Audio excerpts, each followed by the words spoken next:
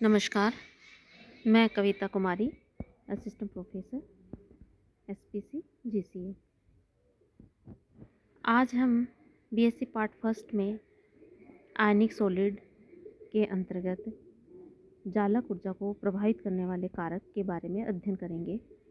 कल हमने जालक ऊर्जा के बारे में उस डेरिवेशन निकाला था। आज हम उसके फैक्टर लेंगे। जालक ऊर्जा का जो फॉर्मूला है वो होता है Na(E²Z²/d0 ब्रैकेट 1 - 1/n। अब यहाँ हम देखते हैं कि जालक ऊर्जा निकालने वाले समीकरण में n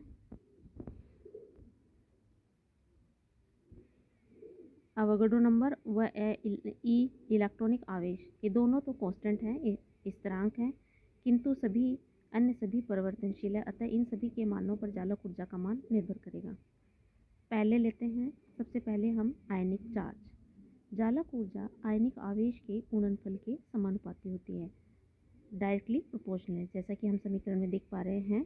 U बराबर Z², directly proportional to Z²। अतः आयनों पर जितनी अधिक आवेश की मात्रा होगी उस यौगिक की उतनी अधिक जालक ऊर्जा होगी।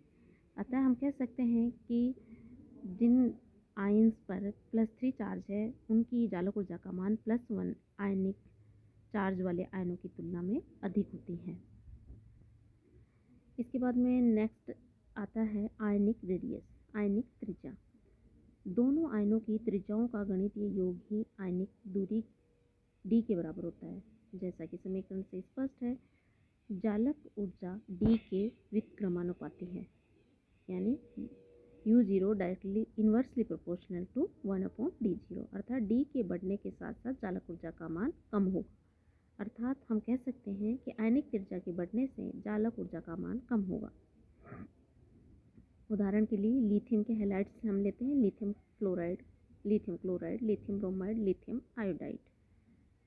हम देख रहे हैं कि लिथियम फ्लोराइड से लिथियम आयोडाइड की तरफ जाने पर जालक ऊर्जा का मान कम हो रहा है,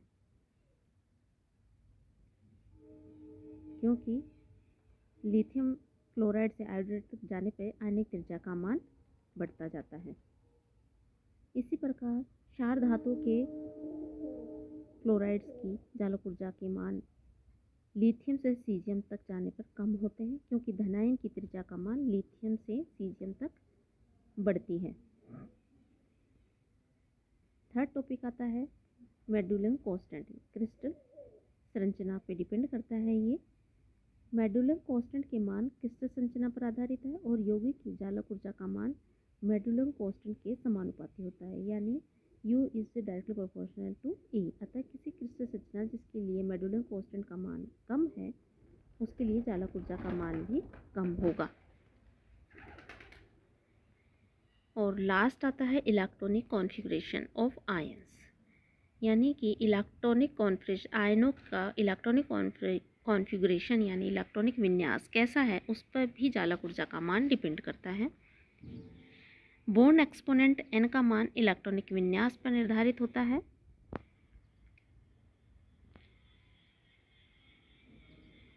और n के मान के साथ जालक ऊर्जा का मान भी बढ़ता है। यहाँ हम समीकरण में हमें पता है कि U is directly proportional to 1 - 1/n, यानी n का मान जितना ज़्यादा होगा जालक ऊर्जा का मान भी उतना ज़्यादा होगा। n का मान हम देख रहे हैं, हमने पिछली क्लास में देखा, n का मान हीलियम के लिए जैसे जैसे इलेक्ट्रॉनिक विन्यास बढ़ रहा है n का मान भी बढ़ता है। तो अतः हम कह सकते हैं कि जैसे जैसे n का मान बढ़ेगा जालक ऊर्जा का मान भी बढ़ेगा। तो इस तरह से हमने देखा कि जालक ऊर्जा को प्रभावित करने वाले कारक ये 5-6 फैक्टर हैं जो जालक ऊर्जा को प्रभावित करते हैं। अब हम नेक्स्ट क्लास में लेंगे जालक ऊर्जा को ज्ञात करने के लिए दूसरा जो प्रैक्टिकल तरीका है बॉर्न हैबर साइकिल, वो हम नेक्स्ट क्लास में पढ़ेंगे। Born Haber cycle